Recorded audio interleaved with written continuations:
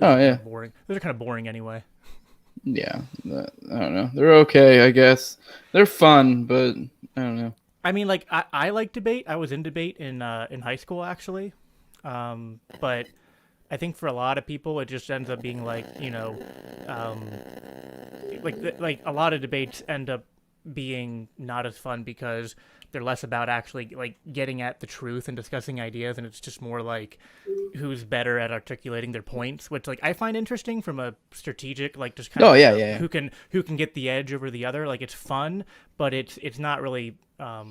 There's only certain situations where I think it's useful. No, I got you. That makes sense entirely.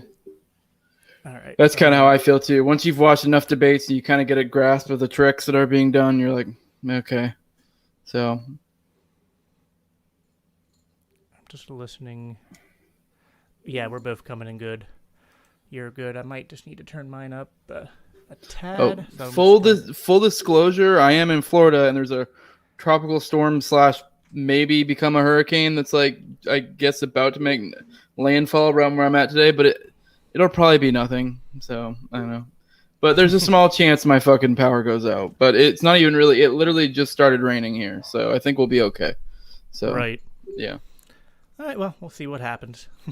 Cool. Yep. All right. Well, good evening, everybody. Those who are tuning in, we were just doing some audio checking, and kind of shooting the shit for a little bit. But this is the Daniel 3 podcast. I'm Jacob Daniel, the host, and I'm excited to have Jose Galasan on of the podcast No Way Jose. How you doing? Doing all right. I didn't even realize we were recording, so it's good I didn't say any gamer words or anything like that. So. Nah, it's all good. For those who are tuning in and that haven't followed you before, haven't heard of you before, maybe just give them like a little bit of a intro of yourself, kind of like both like your like the TLDR of how you came to libertarianism or anarchism, like what your specific views are, and then kind of like what you do with your podcast. Yeah, Jose Galisan. I have the No Way Jose YouTube channel. I mean, it's I don't know. I guess the TLDR. I just of how I came to libertarianism as I don't know. I kind of went the whole path of like starting to listen to podcasts and stuff, and start with like Crowder, Shapiro, stuff like that, and eventually I think I found Dave Smith on Rogan at some point. Started watching him for a while. He kind of red pilled me and like finally got me to read Anatomy of the State, and after reading Anatomy of the State, I was an anarchist, and yeah, so that's kind of where I'm at. I'm more specifically would consider myself an agorist for the time being. That's what describes me the best. That doesn't mean I'm like beholden to anything. I mean, I think labels are just a good way to help people figure out your stances in a quick way. So anyone who understands agorist pretty much already has a rough idea of my stances. I mean, I have some minor differences with the generic agorist standpoints, but my podcast is generally just whatever the hell I want to talk about. I mean it's mostly is stuff around that. When I first started, I was like more focused on doing like cultural type stuff, and I've kind of backed off from there, but I still do that occasionally. So like I don't know, I have like episodes where we've talked about like manga and stuff like that. So like, but usually it's just like whatever the hell is catching my fancy. So yeah. Cool. Yeah, it's funny. It's almost embarrassing sometimes. I don't like to tell people that I kind of came the route of like listening to people like Ben Shapiro and Crowder and all that, because like now I look at them and I'm like, I always tell my favorite way of describing my feelings about them are that they're my favorite statists on the right, at least, you know what I mean? Like, so like I can still tune into them and kind of appreciate some of their perspectives and whatnot, but at the same time, it's frustrating when like, especially for guys like Shapiro, who like, he was the first person who ever used that like language of describing government as basically a gun, or like saying that like at the end of every law is a man with a gun to enforce it. And like that's very much like libertarianism, to when he's talking about that. It's just it sucks when like he knows what the state is, but then he's not like applying those libertarian principles consistently, especially like his foreign policy just infuriates me lately. I mean, he's just such a freaking neocon, and just like, all the, always taking Israel's side in the Israel-Palestine conflict his entire foreign policy being shaped around that, and you know, like, and then like with the police, you know, just like the typical like, oh, who are you gonna call, a crackhead? And it's just like, you know, just stupid shit like that gets really irritating for someone, like, 'cause he's smart and he's heard the philosophy before. So like, it's just like, come on, dude, like, you should know better. Stop. Like, to me, I just think he's pandering to his conservative base. Oh yeah, no, it is painful to look back at like places you came from, and especially with people like Shapiro and like Crowder's, because I mean, I don't know, I mean, maybe I'm just projecting because I used to kind of like watch them, but I do get a feeling of like they're genuine somewhat, but then you see some cognitive dissonance like with that, like, and I don't know, you can see the holes through it, like, you know, with like the Israel stuff, and it's funny too because it's kind of the whole thing with like Malice like talks about a lot about how like people look at like the press and be like, well, it used to be good back in the day, and you're like, no, you just became aware of it, and I feel like it's kind of the same thing with like Shapiro and Crowder, where you go back and look back and you're like, oh yeah, they kind of were trash, but I guess I was just trash too. So I don't know. Right? Yeah. I don't know. Yeah, exactly. It's like that's the part that sucks, is like when you look at them and you're like, oh, that's such garbage, and then like, you know, I'll see stuff that pops up on the stupid like Facebook memories thing and be like, oh crap, I was garbage. Like, and I've been all over the political spectrum, which causes all sorts of cognitive dissonance in me. Like, I wake up in the morning and it's almost like I almost have to reassert that I'm a libertarian in my mind, because for so long I wasn't, and I've been on kind of like almost every extreme. I mean, I went from like 2014 to 2016 kind of being like a more a leftist, and like I fell into like the Bernie bros and all that, was like big for Bernie Sanders back in like up until 2016. Then Trump won, and I was among the many who were out there screaming and reeing and thought the world was going to end. And then like 6 months later, like everything was the fucking same. And so I was like, oh, so, like, why were people so afraid of Trump? Like, doesn't seem like anything's really that bad. Actually, it seems like some things are, like, you know, like, I don't know, could potentially be better, I thought. So then I started looking more into people and found guys like Ben Shapiro and Steven Crowder and all them, and Dave Rubin. And so they kind of brought me more into what I thought was libertarianism, and now I kind of see as being more like that, like, that weird line where like the neoconservatives flirt with libertarianism but like don't actually cross the line. So like that's where I ended up. Conservatarian is what a lot of people yeah, kind of like that. And then but yeah, I found a local libertarian meetup group in my area, and thought, oh, I'm a libertarian too, so like, you know, I'll go hang out with them. And then they were so gracious with me, like more gracious than I would be with someone like me now. Like, I came in and I'm just like making all these like Ben Shapiro like conservatarian talking points, and they're just like, you know, actually, you know, maybe World War II wasn't a good war, and maybe the war on terror does kind of suck, and you know, maybe you know, your views on immigration are kind of shitty. So they kind of introduced me to guys like Dave Smith and Tom Woods and Murray Rothbard and all that. And I got red pilled because I got into a debate on and you know, you people say you're not supposed to be able to change people's minds on like Facebook arguments, but that's actually what happened to me. Like, I actually, like, you can go back on Facebook and it's still up there in a private group I'm a part of. This like conversation that took place starting at like noon and like went to like 8 o'clock at night. And I was just going back and forth with a person who's now a good friend of mine. And I mean, we literally went through every cliche. I literally went through the what about the roads, and what about infrastructure, what about defense. Like, I went through everything, and he just kept on linking me articles, telling me to read this, read that. Finally, he said, here's the like an audiobook from Adam Kokesh called Freedom. Go listen to that and come back to me. And I'm like listening, but like every 10 minutes I'm like messaging going, oh no, this is fucking bullshit, man. Here's why he's wrong. Then I got to like 45 minutes in and he didn't hear from me until like the end. And then I messaged him back and I was like, holy fucking shit, dude. And for me, it was almost traumatic. I had this view of the state.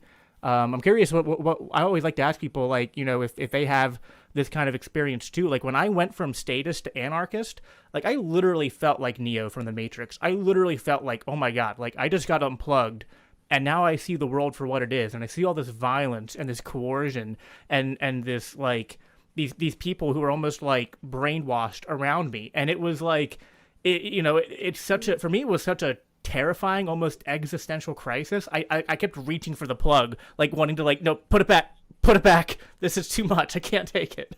I mean, was it like that for you, or was it? I mean, everyone's different. I'm always curious to hear that. I mean, kind of. I mean, it was definitely a big jump for me from minarchist to anarchist. I mean, but like I was already like whatever you might call a hardcore minarchist at the time. So I already was at the point where like, oh, well, we should only have, courts, cops, and the military or whatever the hell, like the worst three. Yeah, I mean, that's kind of where I was. So I went from the perspective of being like necessary evil to like, well, it's not really necessary. So yeah, I don't know, it was a big jump for me, but I guess it wasn't anything too big. By the way, I want to say hi Colin, hi Rothbard, and then I guess that's Archie in here too. So I mean, that's a pretty good group. Yeah, a little bit of a little interesting crowd there. Yeah, and so one of the things I wanted to talk to you about tonight, because I love listening to your podcast, because you, very much like me, you're kind of like interested in talking about different schools of philosophy, especially like anarchist philosophy and whatnot. And I've been looking into that a lot, especially after Malice's new book came out. I got that and I've been reading through it. And I feel like we have a lot of similar approaches to anarchism, probably because of kind of like both kind of coming in through kind of like the Mises Rothbard route kind of. But then I feel like we also have differences in our background. Obviously, I'm a Christian, and so like I kind of I'm bringing that to bear on my political philosophy as well. And I know you have more of like an atheist agnostic background, at least you did last time we talked. I don't know if you're still there or not, but no, I found the Lord. No, I'm just kidding. Yeah. Or if I didn't even want to say that, like maybe you've picked up some other religion, or I don't even know, because atheist agnostic is such a generic label. Maybe I should just ask you, I mean, like, do you have any belief in anything supernatural or spiritual or anything like that? Or are you kind of more of like a materialist, like everything just is what it is, we have physical reality, and there's nothing greater than that? I mean neither, kind of. I mean, okay. I don't really, I mean, if I'm going to take a guess, I guess I would more lean towards materialism, but even then I'm not like asserting anything. I'm more I'd probably explain this, I've explained this before, but like I'm an atheist, but I'm also agnostic. And like, because the thing is with atheism or theism is a question of belief, and I don't believe in a God. It hasn't met my threshold of evidence. But then agnostic is the question about knowledge. So if you're a Gnostic, you're asserting, like, you're making a knowledge claim. And if you're agnostic, you're just saying, I don't know. And I'm agnostic. And like generally, I usually say my issue is Gnostics. And that also gets squirrely because I guess Gnostics also another school of like religion at one point. But anyways, fucking like, but Gnostic in the sense of making knowledge claims. If you're someone who's like asserting something, like even like most Christians that I know will like, most Christians that I know will like even be like, they'll be like, I take it on faith. I cannot make a knowledge claim. They might be like, I know in my heart or some shit, but they will usually like be very clear. The people who are like, whether it be atheist or theist, who go, I know, that's when I'm like, no, now you're being a little bit intellectually dishonest. So like, that's kind of where I'm at.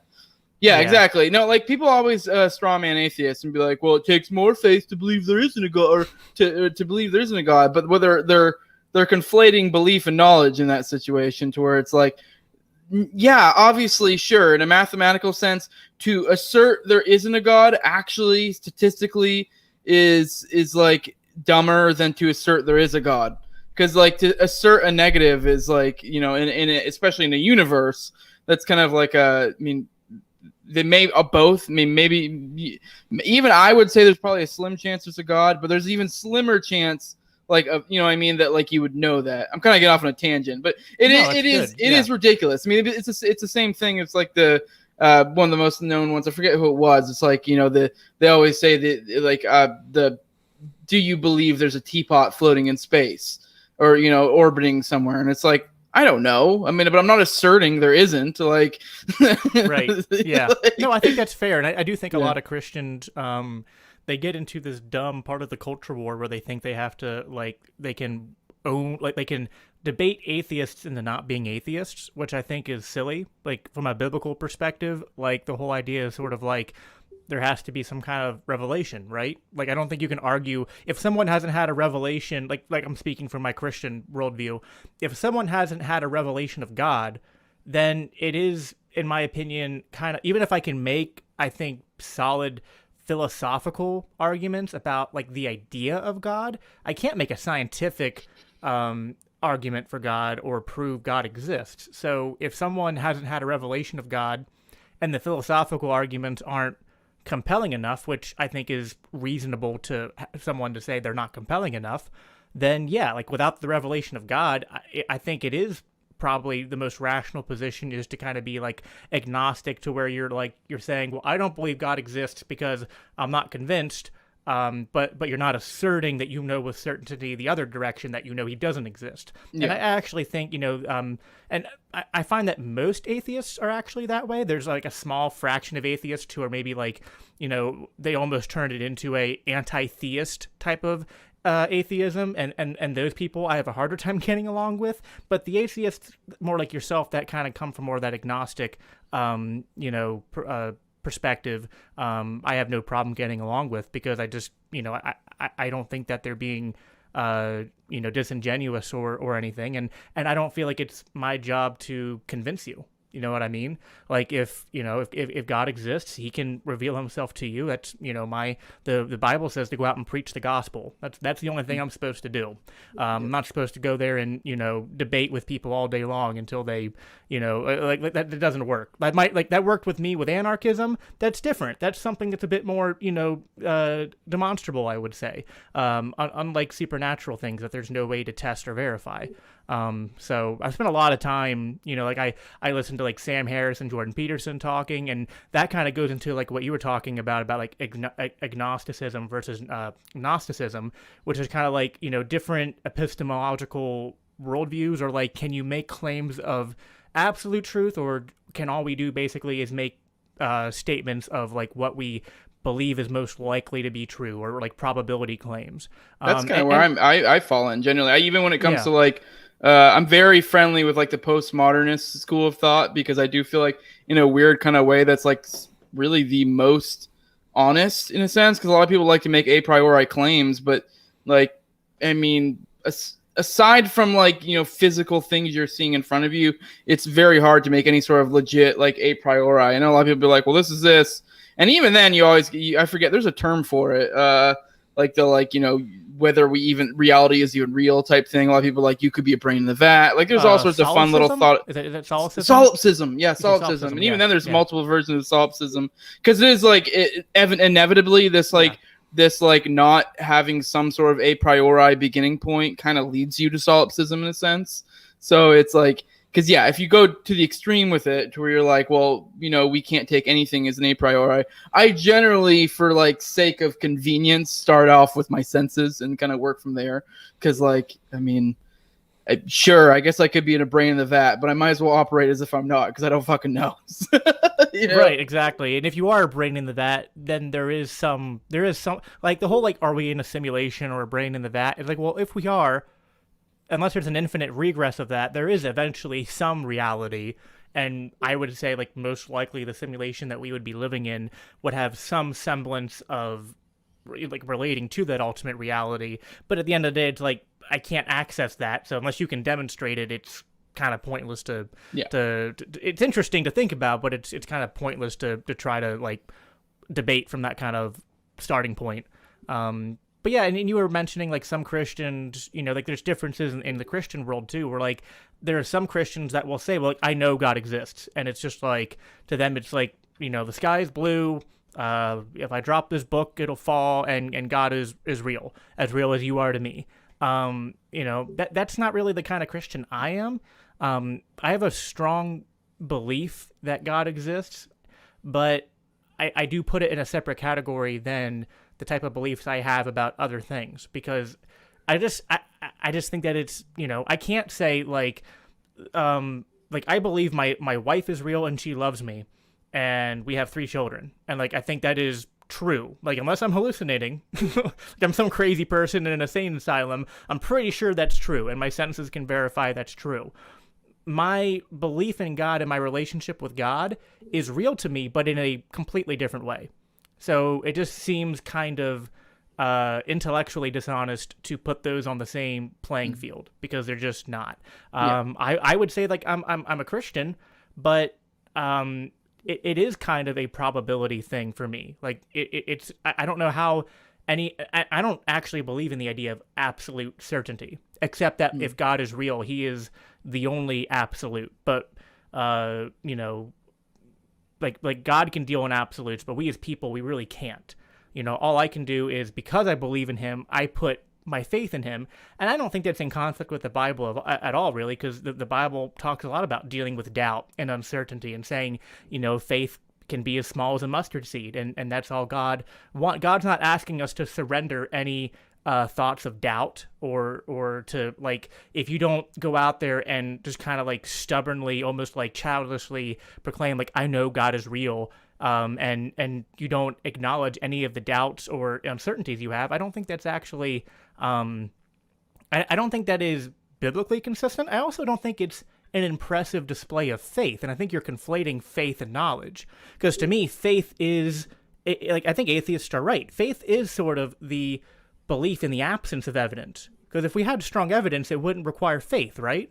Like, it just, that's kind of what I've always believed, is that if it's about faith, well, faith is kind of like trusting in something without as much evidence as you would require for other things to believe that they were true. And, like, I don't take it on faith that, like, you know, if someone points a gun at me, you know, I don't, like, believe, there's a slight possibility that bullet will, you know, mortally injure me. It's like, I know that's going to hurt and possibly kill me. If, you know, I know that barring any kind of, like, catastrophic event, the earth is going to spin around and the sun's going to come up tomorrow morning. Like, these are things that I can verify and test in a scientific way. God isn't like that. So I believe in him. I think the faith, you know, like C.S. Lewis put it, like, it's a reasonable faith. And I think that I can justify my faith as not being on the same level. Like, I think faith in God is different than saying I have faith in a teapot orbiting around Jupiter. Those are two statements. Just to be clear, I wasn't trying to do it. I know people usually bring that up in a condescending way. I was trying to use it as a way to illustrate a principle. No, I didn't think you were bringing it up condescending at all. You're good. No, but yeah, it's like, I acknowledge those are both statements of faith. My only argument is that my faith, even if you don't think it rises to the level of, like, actual evidence to say it's true, I think that my faith has more supporting evidence to say it's a reasonable faith that has some justifications behind it, versus, you know, faith in something that's just completely random and, like, and also kind of inconsequential, like a teapot orbiting the universe, or flying spaghetti. I always like the flying spaghetti monster references, or the ones I always laugh at, even if they're meant maliciously, because I just find it funny, are when the angry atheists will be like, we don't care what your imaginary friend tells you. And I just, like, I crack up, because it's like, I don't know, like, it's clever. I mean, I can appreciate being the butt of a joke, I guess. But yeah, and to be fair, in most cases when that's brought up, it is like, because some theists will, for some reason, a lot of times will make some sort of appeal to, like, a god, and it's like, I mean, it depends on the situation, but it is a legit, like, thing sometimes to be like, hey, well, I don't care, so I don't know, like, and I don't even mean, like, usually we're not being nice about it, but in a certain type of way, you need to. I feel like this is a very, I don't know, this is something people just need to be mindful of in general, no matter what you are. Like, recognize who you're talking to. If you're making some sort of appeal to religion, you need to make sure who the hell you're talking to is someone who actually is going to be like, oh, okay, like, you know. Well, that's why, like, I actually now, like, when I make public posts, or I make a post in a group, and it's not always a religious group, and so now I kind of preface it saying, okay, this post is religious in nature. If you're not religious, I'm not speaking to you. And that's not meant as a defense. That's just like, if you're not a Christian, you're not religious, nothing here is going to really interest you, or maybe it does, but it probably won't, not as much as people who are religious. But yeah, when people come on and make those comments, I just laugh. Like, I don't take offense that much, to be honest. But yeah, so, like, at the same time, like, because I have faith in my Christian worldview, like this is where we probably have some disagreements, which I think would be fun to talk about. Like I know you're big into like Stirner and egoism and kind of the idea of the kind of like anarchistic philosophy that comes out of that. And as a anarcho-Christian, I kind of have a different sense of these things.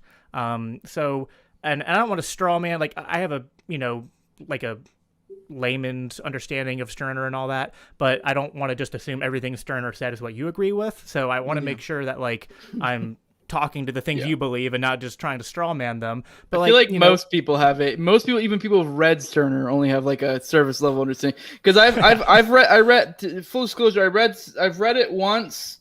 I read the whole, like all of Ego on its own once through, and then I've read a section of it in the Anarchist Handbook. And the way, I don't know if you've read it yet, but the way it's written, have you read it yet? Yeah. The whole book? All Ego on its own, or just a bit from the Anarchist Handbook?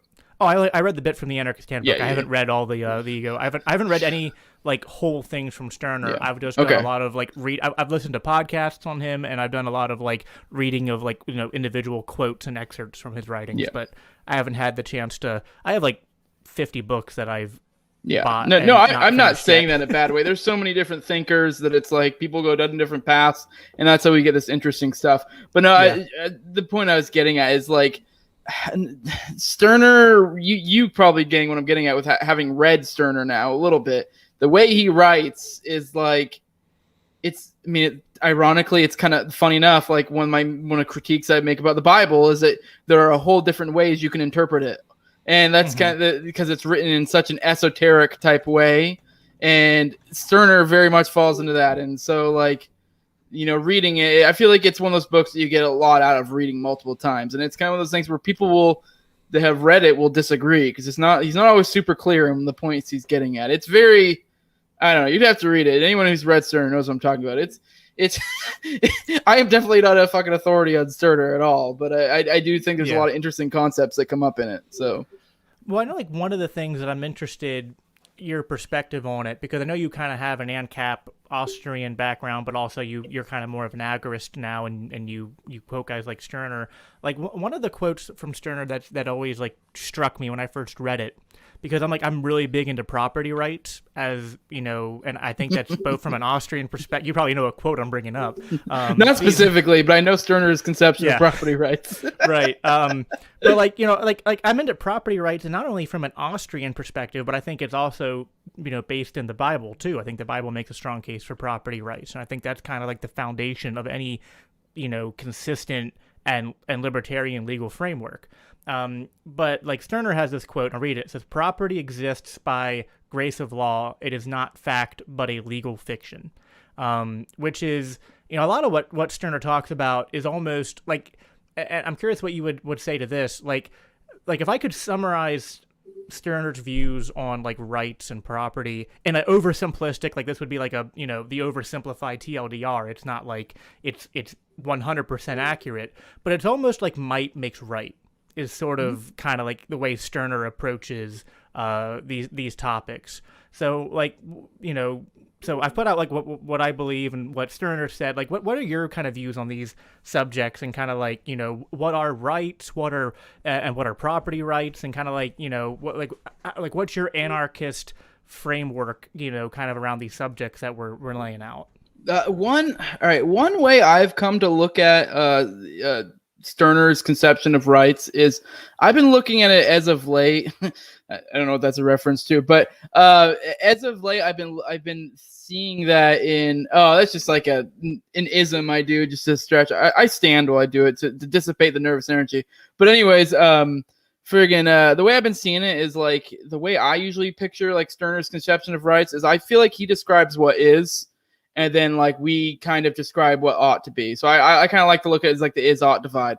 So like Stirner is like, say, with his conception of property rights, it's basically like I wish I had the book in front of me because I actually have like underlined a really good quote in relation to property rights. But basically like the what I've taken to use frequently is like, say I go to my neighbor's house and I go kill all my neighbors and bury them in the backyard, and I start living in their house. Like if no one does anything about that, like you can say I don't have a legitimate property claim, but it's kind of just a fart in the wind. Like, okay, like here I am, Right. like, oh, it's not legitimate. Like, okay, well, do something. And that's kind of so in essence, like property is like it is might makes right. Like, I mean, you can say whether it's legitimate or illegitimate, but it's kind of like in some way it's beside the point. But I don't know. I feel like it's just a more realistic way of looking at it. And the funny thing is, if you apply this concept and you apply it among everyone, and everyone has this perspective, it kind of cancels itself out. Because even in an egoistic framework, it doesn't behoove me to go do that. Because if I go take that from my neighbor, like they're probably not going to react kindly. Like, or even if I do kill all my neighbors and take over their property, there's a good chance people in the neighborhood are going to go, hey, we don't take kindly to this because this sets a precedent of like what can be done and blah, blah, blah. And so this, I mean, it's kind of just I like Stirner's way of looking at things because it's a different perspective of how to look at it and how it works that way. And like, yes, I know people are like, oh, well, you know, by that might makes right and you could take over the entire world or whatever. But it's like, yeah, but if everyone's having this conception, like if everyone's looking at this from the individualistic perspective, and you also realize it's not in your interest to do these things, like, why would you? Like, Right. Yeah, no, and it's like there's a part of that like I agree with and I think it's valuable, and then there's like parts of it that I push back against. I mean, the part I've even so like I made this argument months ago when I was arguing with someone from the on the Fakertarians discussion group, because which is like it is a waste of time to go into loser brigade circles and argue with these people. But like I always tell people, it's how I waste my time. We all need hobbies, right? So I like to go and bang my head against the wall repeatedly because I'm a masochist or something. But so I was debating with someone there about the mask mandates. And they were like, it's violating, you're for private property, but not really, because they were like criticizing Heist because Heist said like, I don't wear masks into you know, stores and stuff. And I was like, well, I don't either. And he was like, well, it's violating private property rights. If they got a sign up that says that their rule is to wear a mask, then you got to do it, bro. And I was like, yeah, but they're not enforcing it. They're like, yeah, well, that's because they're afraid to. I was like, it doesn't matter. Like, a right without the enforcement is kind of like, you're right. It's kind of a fart in the wind. Like, if you're going to say that you have a claim to property and then someone violates your claim and you sit there and do nothing, like, it is kind of like, well, tough luck. Like, I guess you didn't care enough about that to enforce it. So without the enforcement, did it really matter? Like, I think people enforce what matters to them. So I said, like, to me, I don't think I'm actually violating these private businesses' rights or anything, because if the employees and the employers, like, if they cared that much, they'd come up with a way to enforce it. And some places, and like this is evident, I think, because there were places that did enforce it. And the places that enforced it, I would either, if I had no choice but to be there, I'd put the damn mask on and just, like, you know, curse and make a bunch of, you know, comments about it. Or if I didn't have to be there, I'd just be like, okay, bye. Like, you know what I mean? Like, and you know, either way, like, you know, I would respect their rights if they enforce them, but without enforcing it, it doesn't mean anything. And so in that sense, this kind of statement from Stirner, I do think is valuable, because it does kind of push on us the need to, like, if you don't actually take action on these theories, they don't mean anything. So I do think that is an important contribution to the conversation. The only thing that I get a little, like, a pushback on is the idea that, like, rights themselves are fictitious. And this is probably because, you know, I'm a bit, you know, coming from my Christian worldview. Like, to me, I would take more of the, like, the stance that rights are, like, an inherent kind of, like, I guess kind of like a metaphysical truism. And I kind of believe in the idea of natural law. You're already in the metaphysical, so it's already like, yeah. I mean, you're already in this place where, like, you are in a sense already conceding that this is a social construct. You can say, well, this is an objective social construct. This is true, but I mean, even then, you're just you're just screaming. Maybe, like, but I mean, the problem is, like, I know. Yes, I hear what you're saying. I guess for me, it's just like, and I kind of come about this from two angles. One is kind of like, if you've never read it, then I can try to summarize it. But, like, I'm kind of taking the argument for natural law from C.S. Lewis's book Mere Christianity, and then also kind of coming from a perspective of argumentation ethics. And, like, the two kind of work hand in hand and kind of complement each other. And to me, it's like, rights to me exist because the minute you try to argue to me they don't, you contradict yourself. And it's kind of like how like Hoppe's argumentation ethics works. And to summarize that quickly for people that don't know, it's like you can't argue against private property rights, because the minute you start to, the act of actually having a conversation with somebody and trying to debate them, you have implicitly agreed with that person on a set of premises just by having that debate that basically prove the validity of private property rights and self-ownership. So to me, it's like they're self-evident. And so if when you say they're a fiction, it's like, I don't know what you mean by that. If you just mean that they're not real in a material sense, well, I guess that's true. But to me, I guess like this might be just different conceptions of what is real or what is true, kind of like we were talking about earlier. To me, like, I can take God out of it. Like, I just think there are things that are true, even if they're not like real in a material sense. Like, there like language might be a good example. Like language is a bit of a I mean, the sound coming out of my mouth produced by my vocal cords, those are real and tangible, but the words themselves are kind of like, you could say those are fictions that we've created, but at the same time, those ideas have real intent and meaning behind them. Or like the laws of physics, the laws of nature, gravity and stuff. Like, these things are like forces and laws of the universe that aren't like physical objects you can hold in your hand, but they're real in a sense. I don't know. Like, that's kind of where I'm coming from. But what are your thoughts on that? I'm sure you disagree, but I mean, I don't know. I mean, I guess we kind of get in this like weird spot where it's like, what are we talking about? I mean, I like, what do we mean by them being? Obviously, they're not a material thing. Like, I don't know if we could say they're as useful as I mean, okay, actually, maybe you could, like, as a mathematical truth, because I actually like say with something like natural rights, while I do completely believe that they're completely made up. Like, they may not necessarily be true in some sort of objective manner, but I do think they're one of the most useful things we have towards setting up a like good society. It's a good like rule of thumb. It's a good principle to apply in order to, in a utilitarian sense, provide some sort of like harmony among, civilization.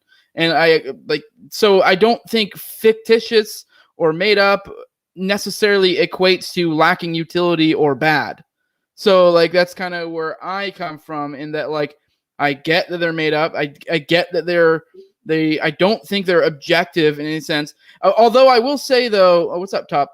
I will say though that like, God, how do I put it? Like, the way I look at like morality and like say rights and stuff is like, you set your values. So if your values start from a position of like, I don't even know what the beginning value would be. I guess you could say, you could use like the NAP would be a good one. Like, you could say, don't hurt people, don't take their stuff. And if you set your values from there, I think that like you can, in a sense, you have a subjective value, and from there you've created an objective framework. So within that, you can say that like, if me and you both agree that like, hey, this is what we want, you don't want people to hurt you, you don't want people to take your stuff. So when it makes sense to do the opposite, and we can apply a whole framework out from that. I think if that's what you want to call rights, and you want to say they're objective, sure, they're objective in the sense of like from beginning from your value. But I guess I don't really necessarily get what people even mean when they say like, rights exist. Like, they're literally just a concept that we've come up with. But that doesn't mean they're useless. I actually think they're a great thing to use. Like, but at the same time, I also realize they're like something we've come up with. I just think they're a useful thing we've come up with. Sure. So, I guess you could kind of almost equate that to like mathematical stuff in a sense, because like in a weird kind of way. I mean, it gets a little more squirrely because we're talking about values and stuff, but yeah. But I mean, if there's some fucking serial killer out there whose value is hurting people, it's kind of like, I can't necessarily say you're wrong, because it's like, I mean, by what standard? I mean, in his head, this is right. It's just that there's way more of us that don't like that. So this isn't going to work out well for him, So, like, this is where like C.S. Lewis makes the argument in Mere Christianity that like the concepts of right and wrong are like apparent in what he calls like a natural law. Not that he invented the term, but he's just describing it. But because like all humans do this, like there's not like this. It's not like the humans that criticize other humans for wrong behavior or a minority. Like this is universal, and even among groups of people that we would view morally abhorrent, they still have some kind of moral framework they're working on. So like we have debates among different like philosophies and or sometimes different countries and nations will be like you're in the wrong and you're in the wrong, but everybody is agreeing that there is, you know, acting out some kind of moral framework of like there are actions you can make that are right and actions you can make that are wrong, and everybody kind of believes that you should be fair, and then there's like those four universals that kind of show up in you know mostly every culture, even if they don't apply it consistently, because sometimes it's like, oh, this only applies to people in our tribe or in our nation, and we don't apply it to, you know, XYZ, like foreigners or, you know, different minority groups throughout history that have, that you know, like, you know, might not have had those protections applied to them. But like murder, theft, rape, and God, I forgot there's like a fourth universal that pops up. But like those three, like roughly, and it's kind of like, you know, it's basics, right? Like those exist everywhere. And so like the argument is just like, because these things are so universal, and they're just a truism of human behavior, that they're so, and like you can make the argument that they're kind of maybe it's like you know a product of evolution maybe, and that might be the case, that they're a product of evolution or that's contributed to it, but it would still make it I guess real in a sense that these things play out. And the other thing is like, this is kind of more of a Jordan Peterson kind of argument, which is like, if we had a society that was based on the idea that rights and morality are just useful fictions, I don't know if that is compelling enough to create a moral society, versus if you have a society that views these things as real in a sense, I think that's more compelling. And honestly, like, you know, I always tell people, even if you don't believe in God, you should find utility in the Bible. Like, you know, in like the podcast, you know, I do when I talk about different scriptures and different stories in the Bible and how they do, they are compatible with libertarianism, how they do preach liberty. And I try to push back against, you know, misinterpretations and misconceptions and show the real meanings of these stories. It's because, like, even if you just viewed them as no different than like Greek mythology in terms of their legitimacy, the stories still tell a truth of some sort that plays out. And to me, it's just like these truths of liberty, of morality. They're so true, and like when you follow them, people live in harmony, and when people reject them, things quickly devolve into chaos and tyranny and destruction. So it's like, you know, like when I say they're real and they're true, it's because of how it plays out in society. And it's like, it's true because without them, like you just can't, like, people would just destroy each other.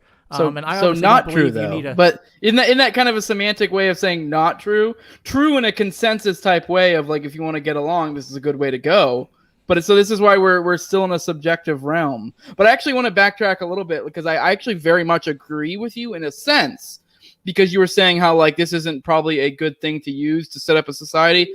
I will say like what I am advocating for, like if I was to get like society on board in some way, if I could have some grand speech, it's really as simple as, hey, you don't like being hurt, right? You don't like people taking your stuff, right?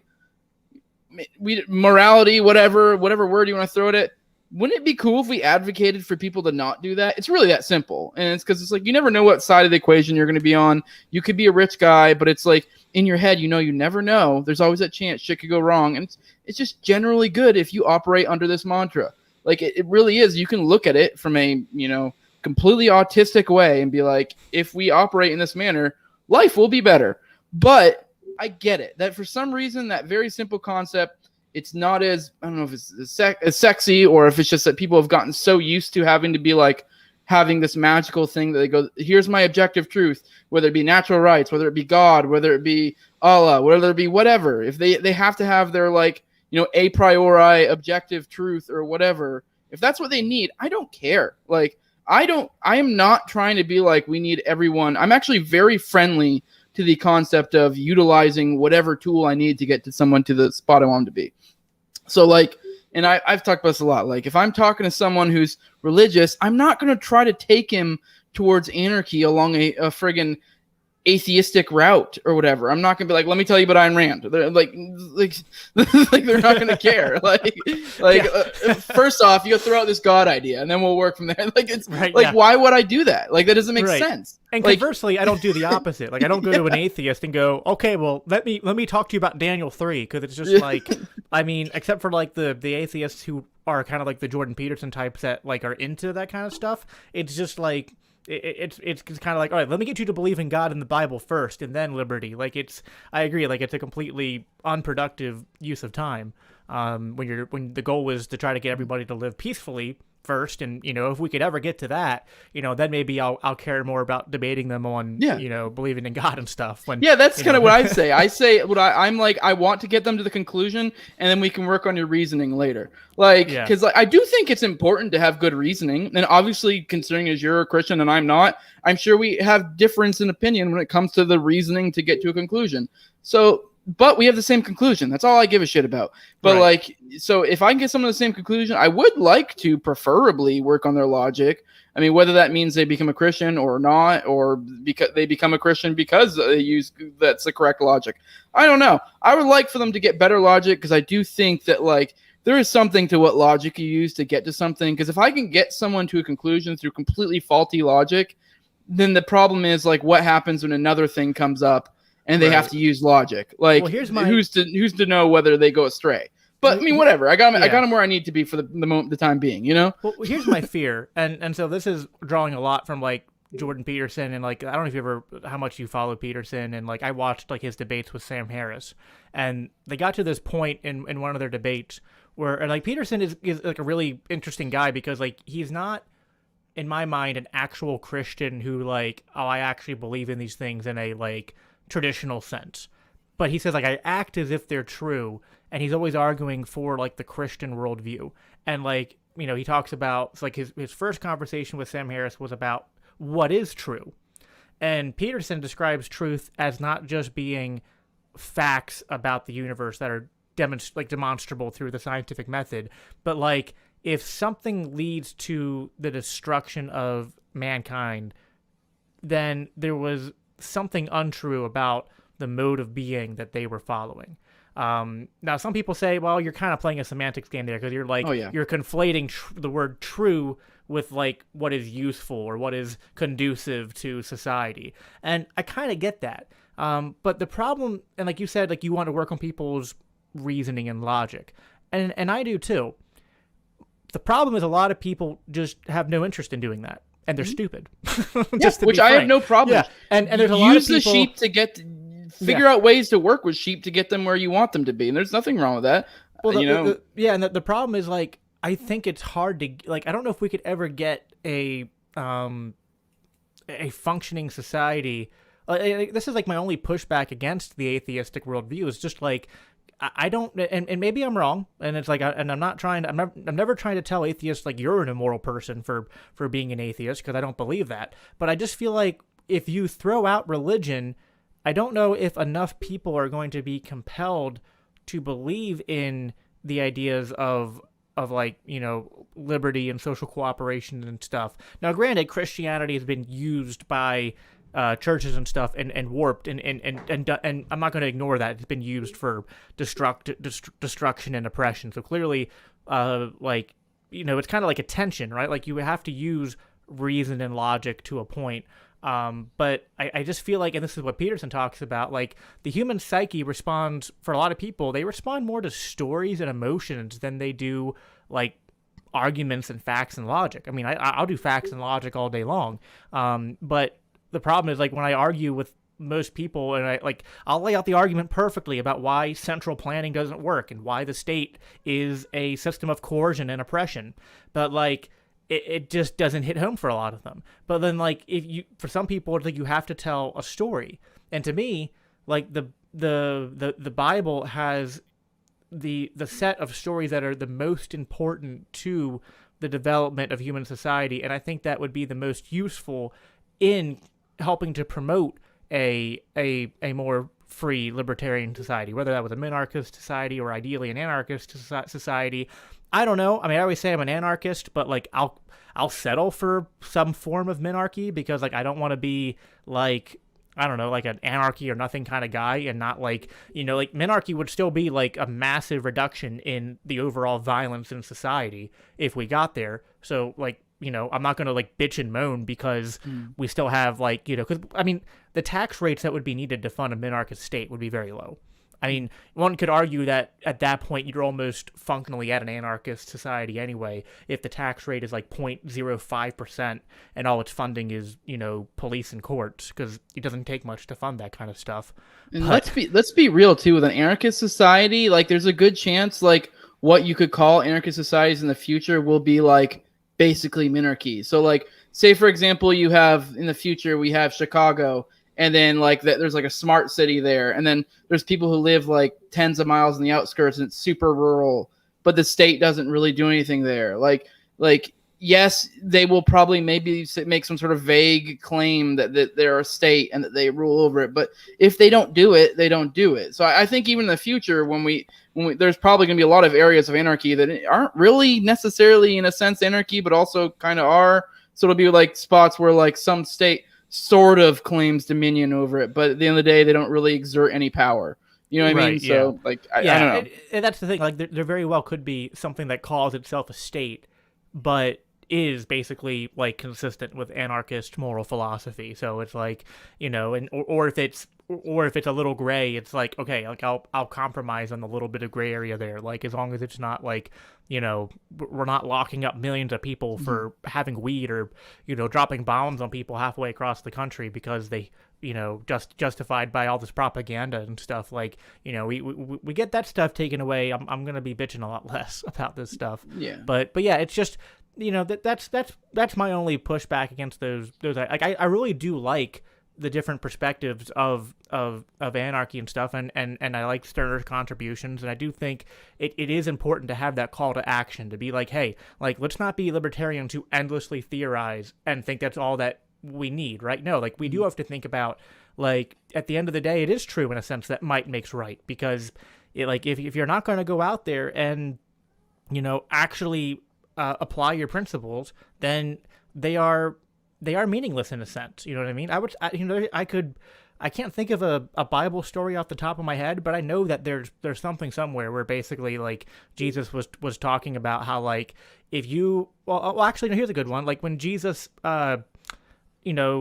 tells people that there will be people who cry Lord, Lord, but that won't enter the kingdom of heaven. And they're like, why? He's like, well, because like they'll say, oh, I did all these, I did this and that in your name. And he'll say, depart from me, I never knew you. And like the explanation for that passage is like, is Jesus saying like, just because you say you're a Christian or you say you did something in my name doesn't mean you actually did. Like if you did something, like if you're going to believe something, it should transform your pattern of behaviors, right? And you should actually live that out.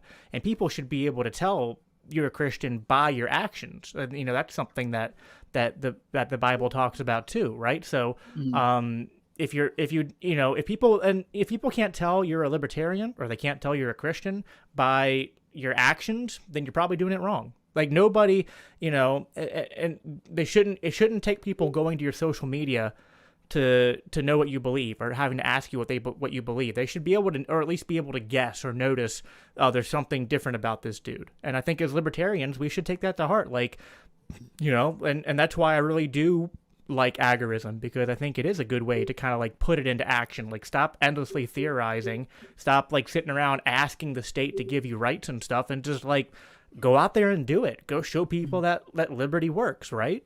Yeah. By the way, I do want to. There was something you touched on earlier about that if you don't think the atheistic worldview would really work, and I actually don't necessarily agree or disagree.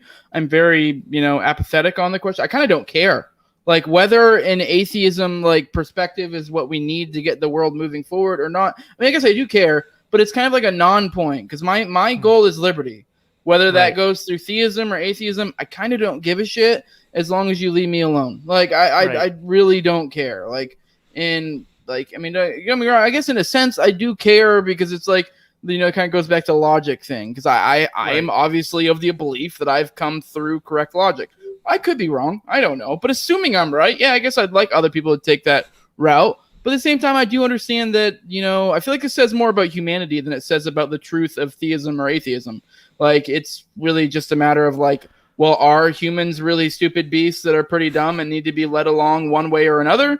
I kind of actually am starting to, as time goes on, agree with that more and think this is kind of where theism grew out of. Like, well, that's like Harris pushed back saying, well, what you're saying is basically that we're smart and enlightened and we don't need religion, but the rest of these dumb people do, which just sounds way too, what's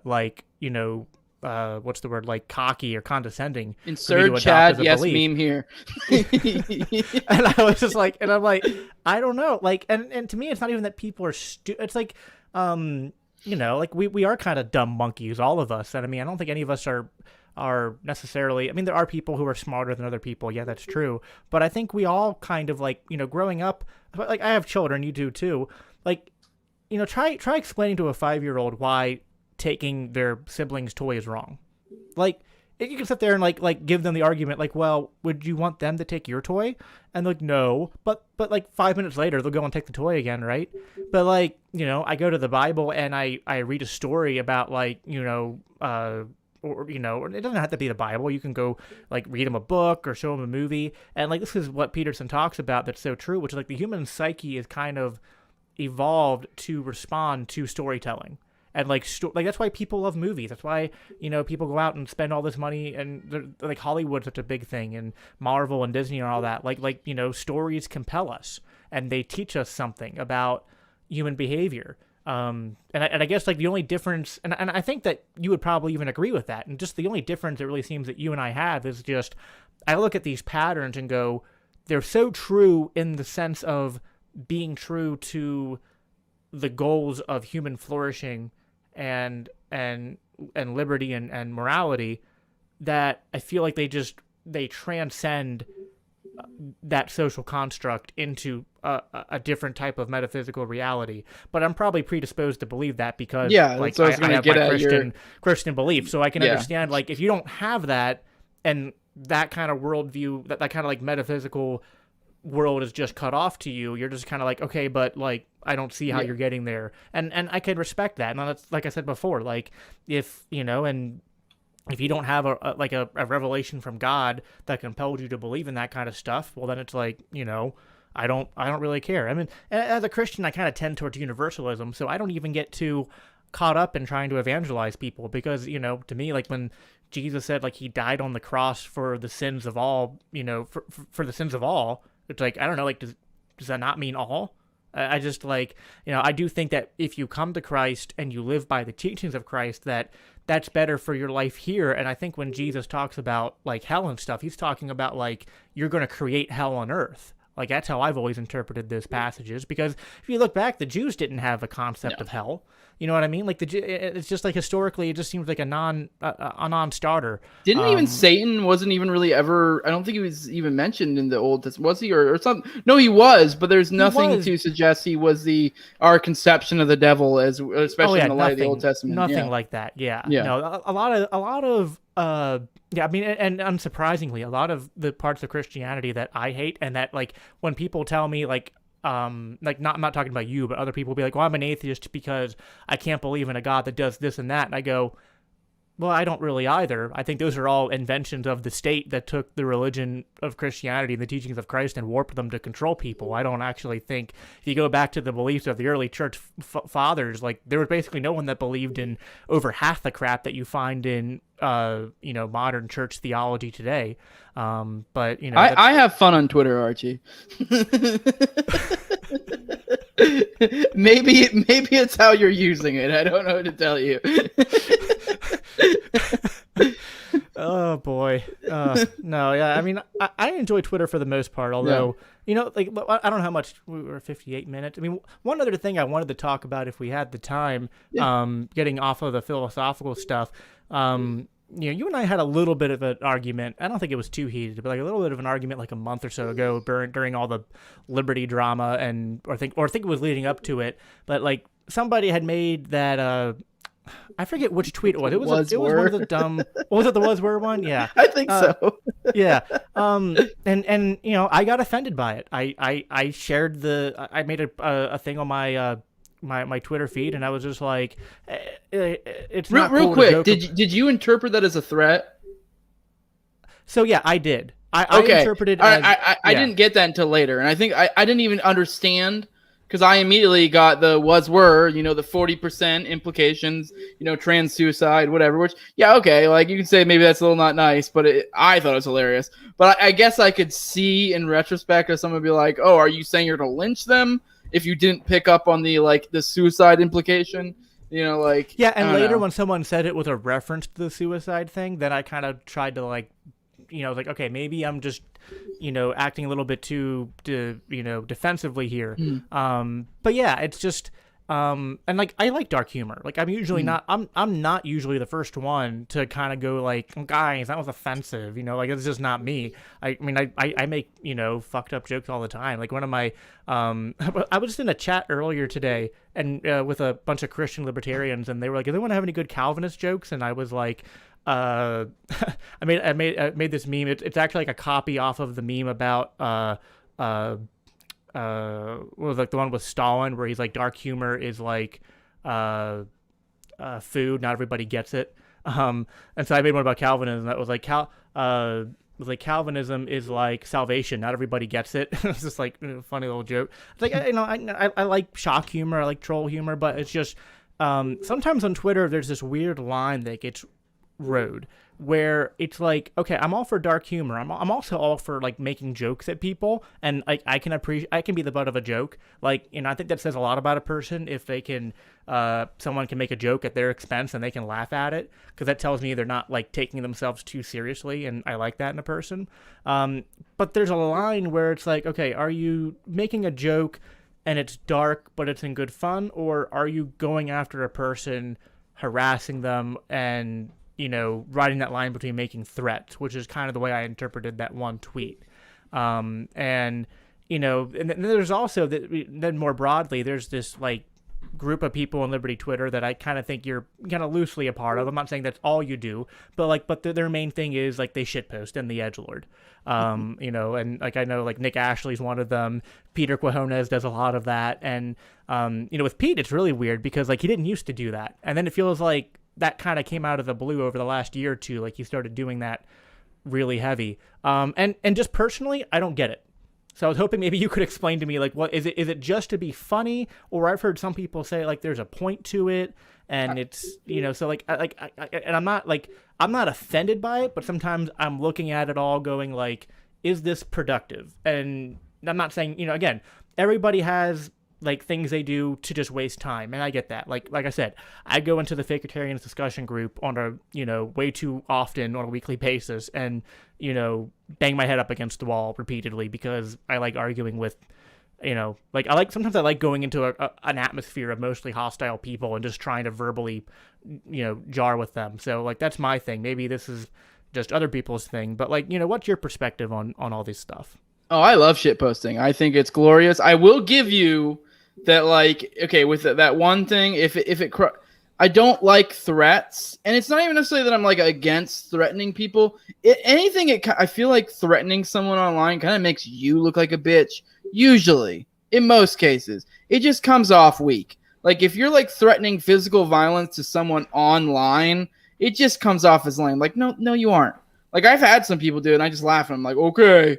Like, oh, okay, yeah, like I'll give you my fucking address. You can come. Like I'm not scared. It's just, and it's funny because people will like give you shit as if you're like, I've like messed around with people and like done like some shit posting people and stuff, and have people come back with me with threats. And it's funny how they'll immediately be like, I'm the internet tough guy. I'm like, dude, you literally just threatened violence against me. I'm the internet tough guy. Like, oh no, I'm the dude that you fuck around and find out on accident. Like, so like I'm not running around threatening people. I'm making fun of people. I'll give them that. But no, I'm not a big fan of threats. I mean, it's like borderline is crossing the line of like whether you broke the NAP or whatever. But like, I mean, not that I'm necessarily tied to the NAP. To bring up a sterner quote, don't let your principles serve you. Don't. You shouldn't serve your principles. Your principles should serve you. That's kind of the way I look at it. I mean, it's kind of a utilitarian sense to look at principles, but That's kind of how I look at principles. So like, I mean, if it doesn't work, then what use is it? Like, so, and that's why I like the NAP. I think it works, but like, Right. anyways, I think shitposting's great. I think it's a great way it's like kind of almost a dog whistle for our kind. It's fucked up, usually type humor. I mean, don't get me wrong. There are people who suck at it. There are people who suck at it, aren't very good at it, but it is a great way to galvanize allies and identify enemies. And that's the way I see it. And I know a lot of people are like, oh, well, so-and-so is like, I mean, they might be kind of on our team and blah, blah, like, no. If you're too much of a bitch to handle a joke, I'll be honest, I really have no, concept or really have no desire to like call you one of my, like an ally in that sense. Like, I mean, I guess it depends on the situation, but generally speaking, and that's what I'm saying, very generally speaking, like, fucking like, this isn't a very general way. And I think it's a sign of the times of like, this is a good, quick and fast method of like kind of separating the wheat from the chaff, in my opinion. And like, cause I'm a big fan. I've said a lot, like I'm a big fan of creating division between our kinds and authoritarians. And I think this is a great way of doing it quickly. I know a lot of people say, like I was kind of getting at a minute ago, that like, well, there are some good principled people who find this type of stuff offensive. And it's like, well, if that's what they prioritize, then maybe they aren't the kind. And even then, I think like my conception of like Incapistan or whatever the hell you want to call it is going to require some fucking men. And I don't mean that in like a sexist way. I mean like people who are willing to get their hands dirty, do some fucking work, the salt of the earth types. And the salt of the earth types generally don't get fucking miffed about this type of shit. Because like I genuinely think if we had magical Incapistan, I think it would be far more trad than people think. And I'm not saying that we would like be like, lynching up gays or anything. I'm more saying it would be more like, I think it'd be more agricultural. It'd be more decentralized in the manner of that, like the American dream would be have like 5 to 10 acres and a small farm. Like that would become the American dream. I think, in my opinion, if I had to guess what Incapistan would look like, it would be a nation in which that is the American dream. Because if you have that and that's like the norm, like think how decentralized that is and how much more efficiently, like, like COVID would have been a blip. Like look how centralized our systems are. And so I'm kind of getting at like those are the kind of people that you would need, those type of people to have to hold up a society like that. And I'm kind of trying to create that divide because I see in the future, I actually personally if I had to guess the way the future is going is I think we're going to see pockets of greater freedom and we're going to see pockets of greater authoritarianism. And I'm kind of trying to naturally select people into which way they want to go. And that's kind of the way I see it. So, and like, I know this may be a decade, 2 decade, 3, 4, 5, 6, but like I want to start moving that because the quicker I can get that divide to occur, the quicker I can like be assured that I'll have a better future for my kin. So sure, yeah. I mean, I see what you're saying there. It reminds me of what it's a little bit of kind of like the same arguments that Kaufman said when I had one on my show a couple weeks ago. So I've been contemplating that a little bit. I mean, I guess it's just about like what you think the best path to liberty is. It seems like you're kind of like what Kaufman is saying. Now, granted, he's kind of applying it to the Free State Project, and you might not be saying it has to all be in one location. No, I'm more decentralized than even that. Yeah. I'm more like I'm seeing like to give you a picture. I don't know if you've heard my conception. I've said this a lot, but I kind of base kind of roughly what I think things will look off of Against the Grain by James C. Scott and how he goes how the first states are created. And how, the first state center jumped up around agriculture. And so you had these fertile areas, and they would kind of almost be like, and then around the outskirts is where like the non-state areas would be.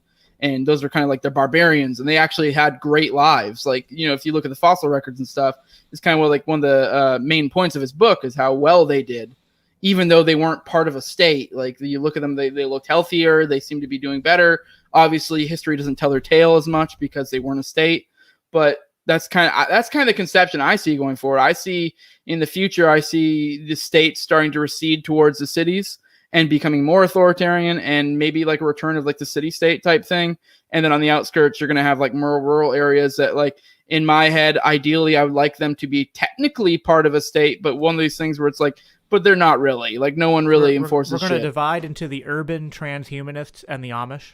Yes, basically. And I actually think the Amish are the better way to go. And I think history rhymes. That's why I always bring up that example to kind of illustrate what I'm getting at. So, because I know a lot of people talk about like the Agenda 2030 with like the smart cities and stuff. And that's kind of what I'm getting at. I think that's a decent picture of what the future will look like, and then you'll have people in the outskirts that they'll make fun of. Like, even if you ever read that Agenda 2030 thing, they always make fun of people how, like, we'll have the people who don't want to accept it, who will live in the dilapidated outskirts and blah, blah, blah, blah. And it's like, that's us. Like, that's what we're going to be probably. And it's funny how they already put their spin on it, how these are the backward retards.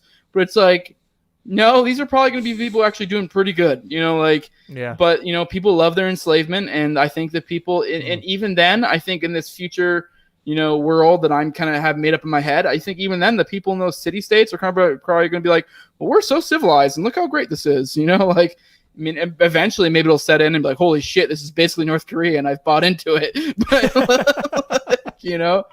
right. Yeah.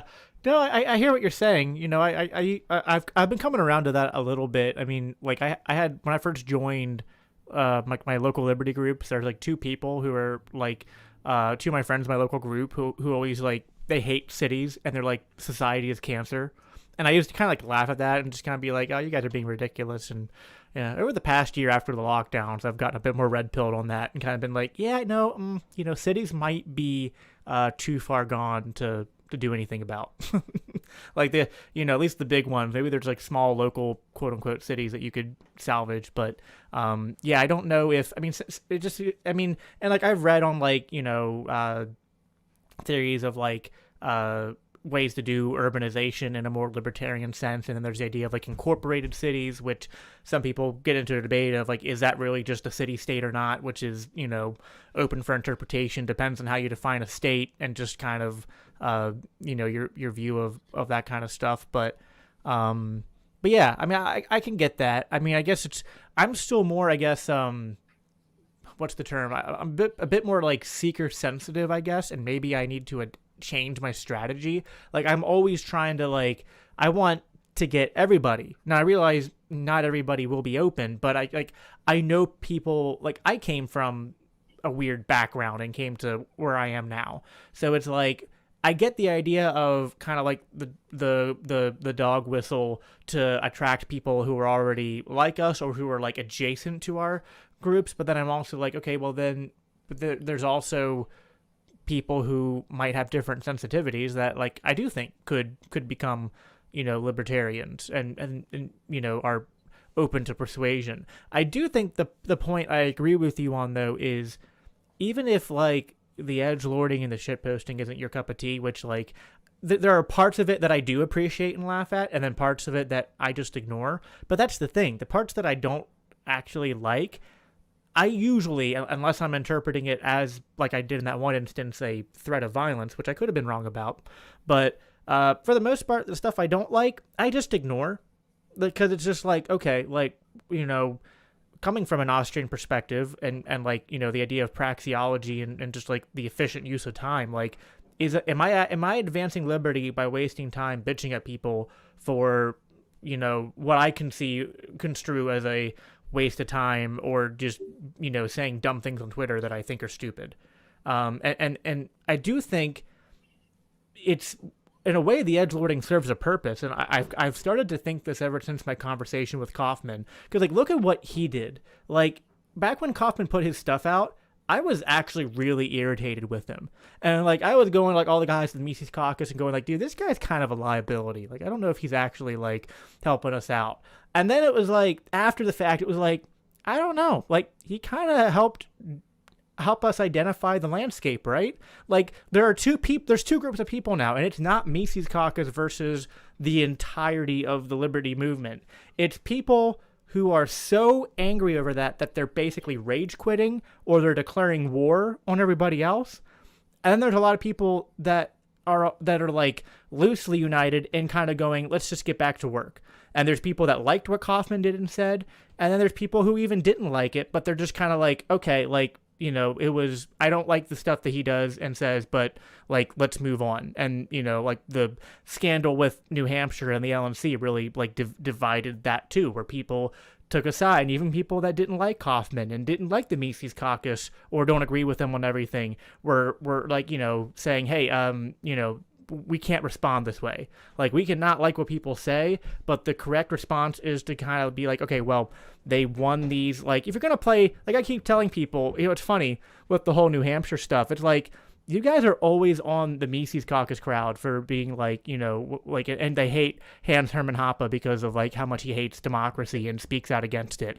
And they're like, oh, you guys are just trying to bring back like, fascism and feudalism and all that. And like, it's funny. It's like you guys are now bitching about democracy. Do you realize the irony in that? Like, the people in New Hampshire were elected democratically. So like, if you're going to be for democracy, then that means like, hey, people you don't like can win. And if they win, you got to suck it up, right? So what you're saying is shitposting works. Right. So it's like, yeah, basically what I'm getting to is like, as much as sometimes people say dumb shit that like in the moment, I'm like, that's stupid. Or like, I'll just kind of like shake my head at. I can kind of see how it's created, like the effects of that culture have helped the liberty movement overall, because it does help, like you said, to identify people who at the very least, like, if your reaction to this stuff is, even if you don't like it, you're still willing to work with me or anybody else on common projects and like agree to disagree on the stuff we disagree on, then we can work together.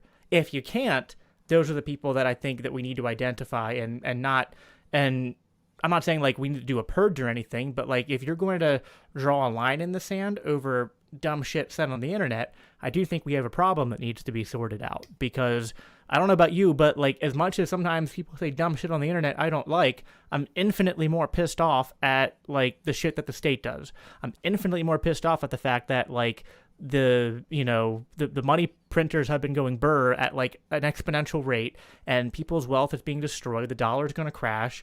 We still have the giant military industrial complex. We still have like, 2 or 3 million people locked up in jail for just having weed, and then all the other people locked up for nonviolent crimes. Like, there's so much shit to be outraged about. And, outrage isn't a infinite emotion, right? Like, you can only be outraged about so much.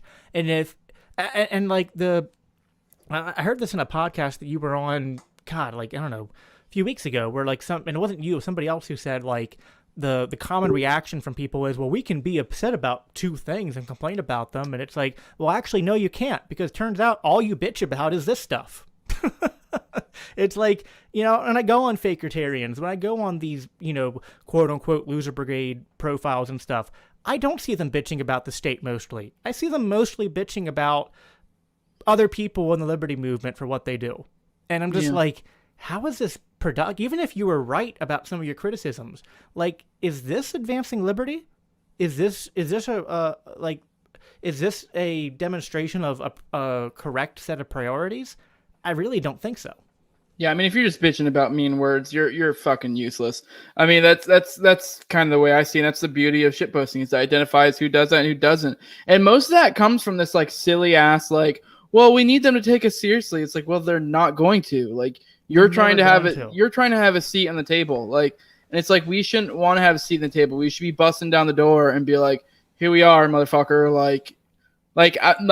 Ideally in my head, I like the one of the main reasons, and I've talked about this before, one of the biggest reasons why I can't get down with the LP is because I don't think that you guys are actually capable of taking this and moving it to a bigger stage. Because like, the shit posting, in essence, that spirit is kind of what has created the takeover. But now they're getting to this point where like, well, we need to start being more civilized. It's like, you're just in this vicious cycle where you're just becoming you're becoming the old guard, or like weeding off people to where it just gets taken back over by the old guard. So that's it. That'll be interesting to see how it plays out, because like, to me, I think the takeover is inevitable at this point. Oh yeah. And I'm just like, okay, like once And like, me, like I've been a little bit like on this border between like going full agorism and thinking there's some utility in politics for a while. I personally think there's no utility in politics in terms of like the legislative level. But I like the Mises Caucus people and have been like, well, if we can get you guys in charge of the LP so that the messaging is better, I'll consider that like cool. That's the main thing I want. And after that, I'm probably gonna like, like take more of a be less involved, because like, I don't think that, I mean, like, I think there's limited utility in decentralization and nullification. Like, if you can get some people out of jail for drugs with that, I'm all for it. I think that there's little things you can do on the local level, but I don't think that you can actually decentralize the whole way and pass secession the whole way and not get pushback from the federal government. Like at some point, they're going to push back, and you're either going to have to take an agorist route, or you're going to be taking up arms and having a civil war.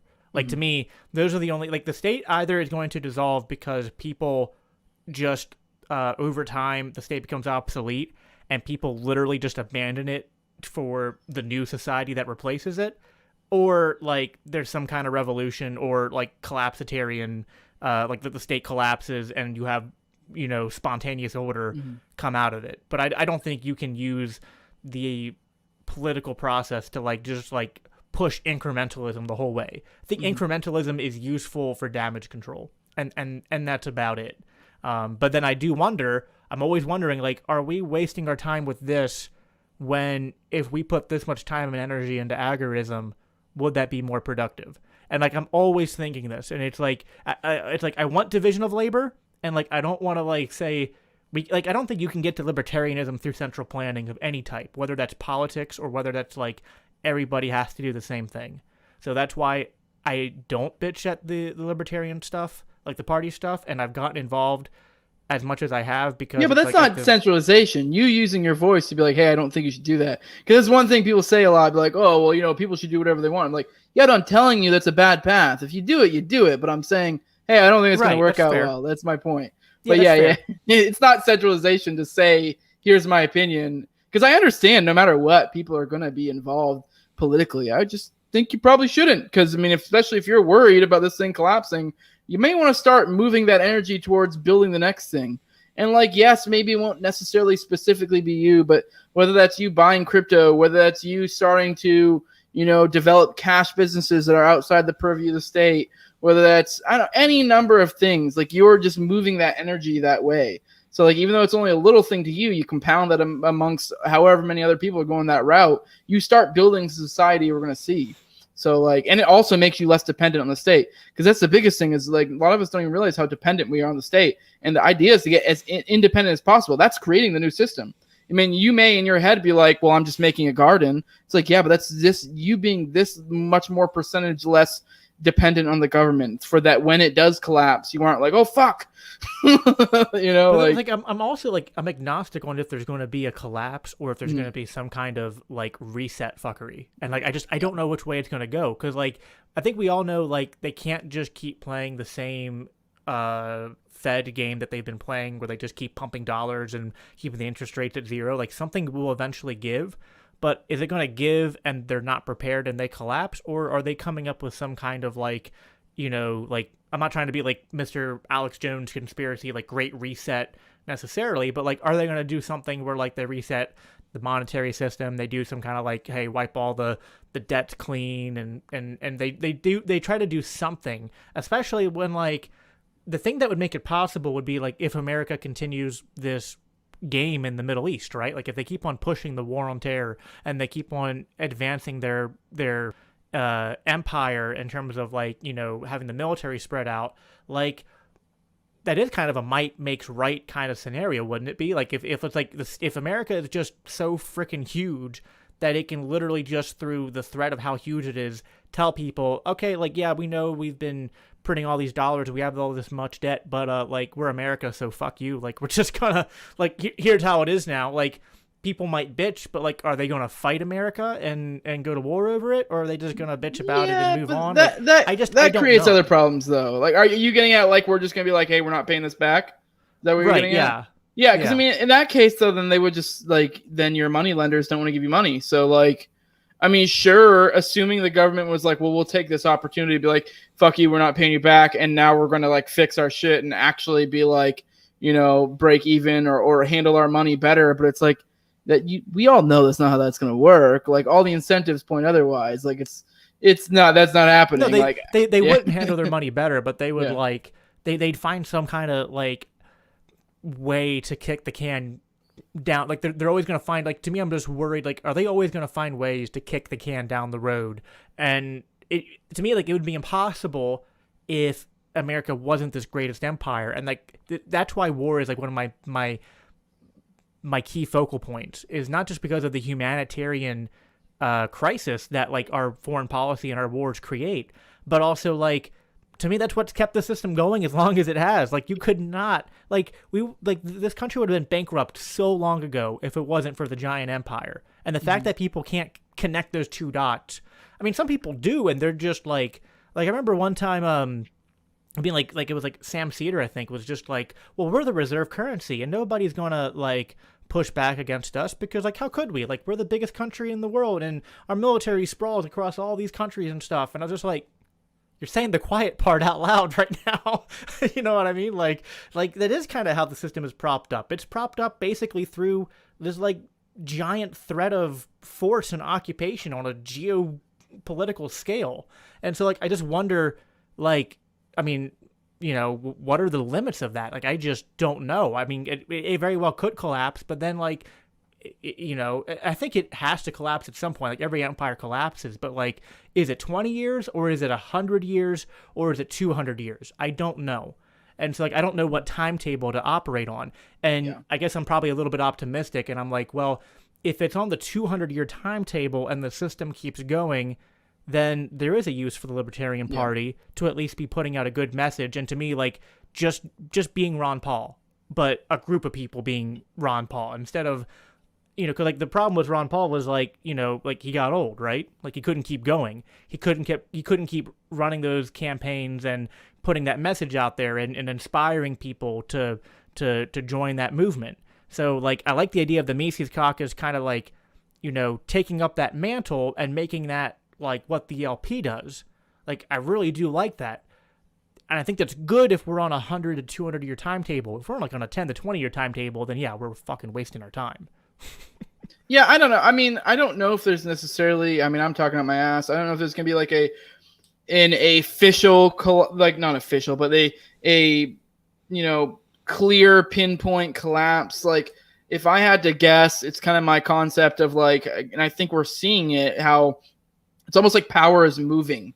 So like, the power, and then this is for those listening, you might want to like go listen to Popular Liberty's like thing with archetropism, and I feel like it kind of applies here, and like how power, like there's always a certain amount of power and it can just shifts around. So in this, I actually think what likely will probably happen is like this, quote unquote collapse, maybe like this sustained thing where power starts shifting towards the cities. Like I was kind of getting at. So it's like we may not see like this official collapse, but more of a shifting. So, I mean, and eventually you'll get to where you have these shitty little fucking hellscapes that are these cities. But I don't know. I mean, that's just the way I see things go. I have no idea. I have no idea at all. And the truth is, none of us do. Like, we're all just making our best guesses here. And so it's like, that's kind of why, like, I'm still like, I'm trying to figure it out. And it's like, I'm trying to, I mean, like, I got my garden going, and I'm trying to, I'm investing in crypto and trying to find as many ways to, like, like in my business and stuff, I'm always trying to find ways to trade with people, find ways to source things more locally. And like, I'm always trying to approach things from this agorist mindset and find more ways to be doing that. But like, I do see utility in the LP still as far as being that message, because I just think there's a lot of people that, like historically, like over the last 2 decades, that's how a lot of people have come into our movement, right? Has been through that method. Now, that doesn't mean it's the only way to do it, and that should be the primary way to do it. Like that would be a fair criticism to make. But if there's already a group of people that have decided, with Heiss and the Mises Caucus and Dave Smith, they're like, this is what we're doing. So it's like, well, if you guys are already going to go do it, I'll at least like lend help where I can, because like that would be pretty awesome. But I will be pissed if they do what you like I do get your worry. Like, if they get in, but then they become moderate and they just like become like a slightly edgier version of the old guard, like that's not going to cut it.